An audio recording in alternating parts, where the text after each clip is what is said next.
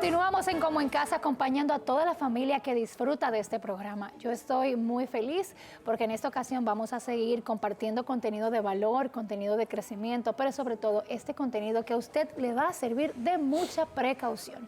Y es que en Como en Casa recibimos al nefrólogo Carlos Cruz, quien nos viene a tratar bastante temas interesantes. Carlos, buenos días y bienvenido. Hola, buenos días, gracias por la invitación y como mencionaste, vamos a tratar temas importantes para toda su teleaudiencia. Así es. Carlos, vamos a iniciar por ampliar y entender qué trata un nefrólogo. El nefrólogo, el médico nefrólogo, la nefrología es la rama de la medicina que se encarga del estudio, diagnóstico, tratamiento y sobre todo prevención de las enfermedades del riñón y de las vías urinarias.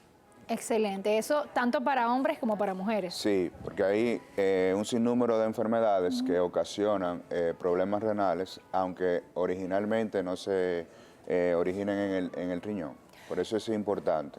¿Cuáles serían esas enfermedades más típicas, usted con la experiencia que tiene, que ya no se desencadenan en el riñón, pero que al final sí tienen una unión con este órgano tan importante? Por ejemplo, la diabetes es la principal causa de insuficiencia renal a nivel mundial. O sea, la mayoría de los pacientes que tienen enfermedad renal es por diabetes. La hipertensión puede ocasionar también daño renal, enfermedades inmunológicas, enfermedades sistémicas, como por ejemplo el lupus, puede ocasionar enfermedad renal. Uso de medicamentos excesivos como los analgésicos. Ahorita mencionaron un caso de una fruta, hay el consumo de té, de tisana, de brebaje, puede afectar también la función renal y por eso es muy importante conocer lo que hace un nefrólogo. Excelente. Según usted mencionó ya la fruta y usted sabe que nosotros los dominicanos somos expertos en automedicarnos y crear medicamentos y utilizar mucho las frutas, los vegetales, las plantas para crear famosas soluciones. ¿Cuáles son esos mitos y esas realidades sobre alguna de estas, algún uso de estas frutas o incluso hierbas? Evidentemente las frutas tienen una propiedad medicinal, que eso no es cuestionable, pero también tienen componentes que pueden afectar no solamente el riñón, sino también a otros órganos como el hígado. Y algunas frutas tienen una carga de glucosa, de azúcar muy alta, que pudiera descompensar a un paciente diabético. Además, como tú mencionaste, es de costumbre, es de mucha tradición mezclar hojas, mezclar hierbas en una sola toma y eso pudiera contener una cantidad de componentes tóxicos que no se eliminan al momento de la realización. Y hemos visto casos donde por ingesta de ese tipo de brebajes, el paciente puede tener afectación renal y del hígado. Wow, es muy interesante e importante también conocer cuáles son esas hierbas que sí podemos mezclar y sobre todo también ya con tantos doctores especializados, siempre es bueno ir donde un especialista y consultar esas recetas que vienen muchas veces de nuestros abuelos, de nuestros padres, que entendemos que sí funcionan porque en algún momento funcionó, pero bien lo mencionó usted, muchas mezclas de estas pueden crear algún tipo de descompensación en el cuerpo. Y es difícil tú quitar esa cultura. Sí. Yo he tomado la estrategia de que si lo que el paciente refiere que consume de manera natural no le va a hacer ningún tipo de mal, yo se lo dejo, aunque tenga que agregarle otro medicamento, porque es difícil hacerle entender que tomar un té puede ser perjudicial, una mezcla de raíces, es muy difícil esa parte en nuestra población. Muy interesante esa práctica, para que ellos entiendan que también se están ayudando, porque la parte mental es importantísima. Sí. Hablaba al principio de los riñones y todo el componente que trae, que conlleva las enfermedades. ¿Hay alguna manera de proteger, de cuidar, de preservar mejor nuestros riñones, doctor? Sí, nosotros recomendamos lo que mencionamos en nefrología, reglas de oro para cuidar el riñón. Vamos con las reglas de oro. Consumo a la más mínima expresión de la sal. La sal es muy perjudicial para la salud y para el riñón. Si el paciente ya tiene una condición de base, como por ejemplo hipertenso o diabético, que mantenga esas condiciones controladas. Okay. No es lo mismo un paciente hipertenso que no se controle de su presión o un diabético que no tenga sus niveles de glicemia controlados. Hacer actividad física, se recomienda hacer por lo menos 30 minutos, 5 días a la semana.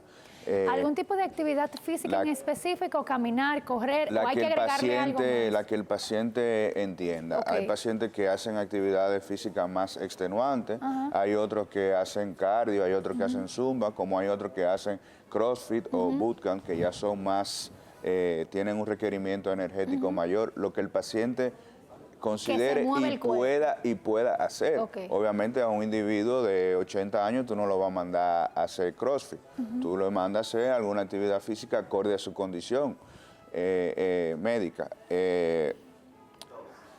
Los hábitos tóxicos, abandonar los hábitos tóxicos y sobre todo bajar de peso.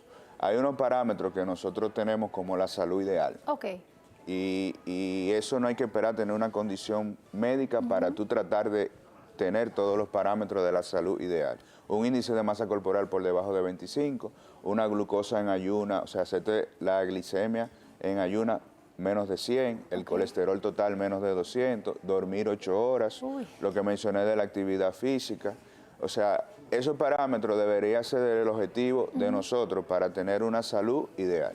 El agua, doctor. Este recurso tan importante que hablamos muchísimo, tómate 10 vasos, 8 vasos, 2 litros, 3 litros. ¿Cómo funciona el agua y cuál es la importancia del agua en los riñones? Eso es una de las condiciones básicas para mantener una salud renal adecuada, la hidratación.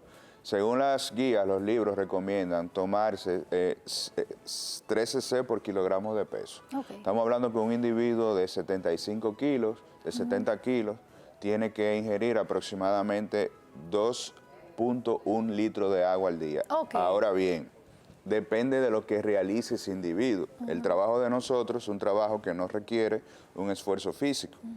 Pero si tú vas al gimnasio, si tú practicas algún deporte, necesitas aumentar esa ingesta de líquido. Si es un individuo que su trabajo es obrero, pegando blog, que requiere un esfuerzo físico mayor, necesita más de esa cantidad y tomar en cuenta el clima de nuestro país. Wow. Por ejemplo, nosotros vivimos en un país caribeño, pero en estas últimas 2 semanas ha hecho un calor insoportable. Obviamente los requerimientos de agua deben de ser mayores. Okay. Todo depende de las condiciones de nuestro trabajo, de nuestro Claro, esfuerzo. de la actividad que haga el paciente, el individuo día a día. Y por último ya, ¿qué opina usted del agua de coco para ayudar a los riñones? Que esto es un mito que lo conozco de hace mucho, a veces también lo practico, tengo que ser honesta. Mira, lo ideal, como mencioné anteriormente, es mantenerte bien hidratado y que tú no sustituyas el agua por ninguna otra bebida. Si tú tienes una ingesta de agua adecuada, no te va a hacer ningún daño el agua de coco. Lo que no puedes es sustituir el agua normal por el agua de coco. Ok, siempre es bueno entonces mantener la hidratación más primordial sería el agua. Claro. Y económica que sale esa, doctor. Sí. Carlos, gracias por acompañarnos, gracias por traer información tan valiosa, sobre todo en este órgano que nos mueve, que nos ayuda a estar bien y que créanme, señores, que cuando duele, yo he venido aquí con dolores, que me siento sin aire y sin nada. La invitación para que usted vuelva a compartir con nosotros otros temas. Quieran. Y usted siempre me habló, fuera de cámara también, de que la importancia de cuidarnos, de la precaución. Así que gracias por venir a guiarnos para mantenernos precavidos. Gracias a ustedes. Nosotros continuamos con más de Como en Casa. Hacemos una pausa, tras la pausa mucho más.